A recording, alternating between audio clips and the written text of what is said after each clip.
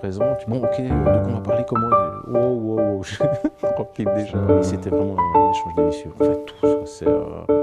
Il y a pas mal de Galambard. Est-ce qu'on peut se tutoyer On peut se tutoyer, bien sûr. En vérité, à l'antenne, on se tutoie pas tellement parce que ça exclut les autres. Ça fait comme si on était copains, et puis voilà. Donc c'est vrai que c'est une convention au journal télévisé, par exemple, on se vous voit. Même avec les confrères que je connais depuis très longtemps, qui peuvent être des copains, on se dit vous, mais c'est égal.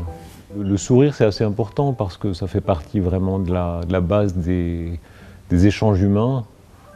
Moi, ça me frappe à quel point, même dans une interview, moi je fais beaucoup d'interviews, même quand une interview est un peu tendue, même quand il faut mettre sur le grill quelqu'un, un sourire peut faire passer beaucoup de choses.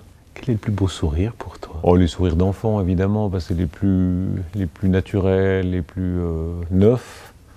Mais tous les sourires sont beaux, même les sourires un peu ironiques. L'ironie, dans mon métier, c'est capital. Hein. Le journalisme, c'est, alors la curiosité, ça c'est sûr, mais c'est aussi l'ironie, qui n'est pas forcément un sourire gentil. Hein. Ça peut être un sourire un petit peu cruel ou un petit peu moqueur.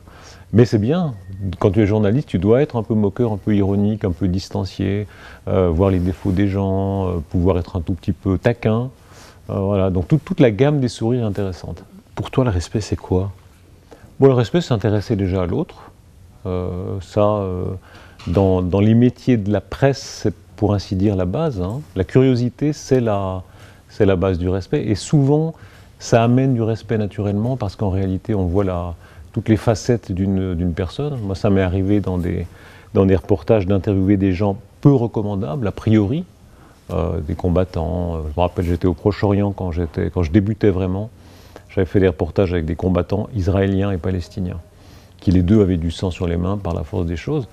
Et évidemment, quand on s'intéresse vraiment à eux, on voit les autres aspects, on voit leurs raisons, on comprend leurs raisons, et donc on les respecte.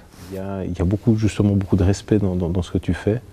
Et je me demande à quel moment tu arrives à ne pas prendre sur toi. Il faut un peu de distance, hein, et l'humour aide.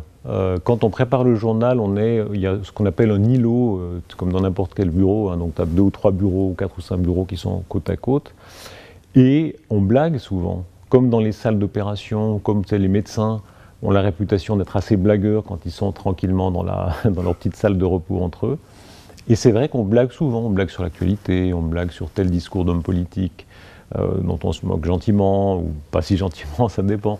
Et ça fait partie un peu de Quand tu dis prendre sur soi, ça veut dire ça aussi, c'est-à-dire garder cette petite distance qui fait que même quand les événements sont dramatiques, tu peux avoir des bulles d'oxygène où tu plaisantes, où tu prends de la distance. C'est ce que font, je citais naturellement les médecins. Les médecins sont comme ça, hein, ils voient beaucoup d'horreurs, et c'est vrai que dans le journal télévisé, hélas, parce que l'actualité est comme ça, on rend compte de beaucoup de choses tristes, mais il faut pouvoir le faire professionnellement, donc on ne peut pas se laisser aller à pleurer, donc on doit toujours garder cette espèce de distance. Tu es quelqu'un de timide? Paradoxalement, je suis plus timide avec une personne qu'avec beaucoup. Ouais. Comme souvent, je faisais du théâtre amateur quand j'étais ado, et c'est souvent un travers, si j'ose dire, qui est aussi les gens de télévision. Hein. On est habitué à parler en public, donc on n'est pas timide au sens propre, mais dans la relation simple, bilatérale, oui, il y a toujours une forme de timidité.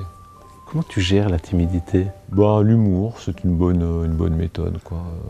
Moi, je trouve que l'humour est un médicament universel, quoi. Ça aide à supporter la vie, ça aide à faciliter les rapports humains.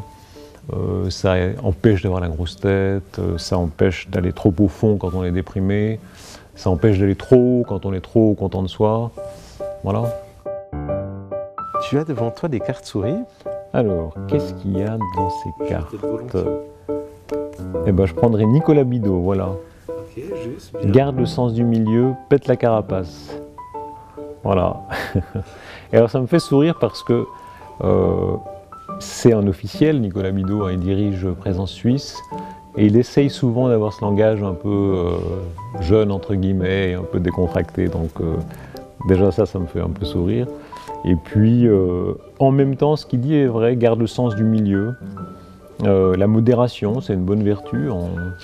en toute chose. Est-ce qu'il y a une autre personnalité qui t'interpelle? Le slogan me plaît bien, sourire c'est donner envie aux gens de venir vers soi, mais je ne reconnais pas la personne. Isabelle Chevalet. Isabelle Chevalet, voilà. Oui, le sourire c'est une carte de visite extraordinaire, quoi.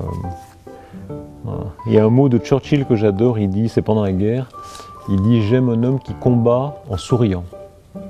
Et il fait le parallèle entre les pilotes de la Royal Air Force qui avaient un côté très souriant, des cheveux longs, qui étaient des hommes normaux, et les pilotes de l'armée allemande, de l'armée nazie, qui étaient un peu robotiques, et qui souriaient jamais, et qui étaient comme ça un peu figés. Et c'est une très belle phrase, parce que je trouve que la vie est faite de dureté. C'est pas vrai qu'on peut sourire sans arrêt naturellement, mais se forcer à sourire, ça devient une seconde nature, quoi, une sorte d'optimisme qu'on apprend comme un muscle. Tu sais, quand on dit l'humour est universel, ça me frappe, même les chiens ont de l'humour. Je vois que tu as un chien. Ouais, tu sais qu'elle sourit en plus. Ouais. Oui, oui. Et les chiens sourient. C'est-à-dire, on peut sourire, ils ne sourient pas évidemment, mais les chiens ont de l'humour. Moi, j'ai toujours eu des chiens dans ma vie, et on peut provoquer de l'humour. Moi, ça m'arrivait d'essayer de parler au second degré à un chien, tu sais, et de plaisanter. Hein, et on comprend très bien que le chien comprend qu'on blague, quoi. Donc, c'est vraiment un langage universel. Super. Merci. Merci.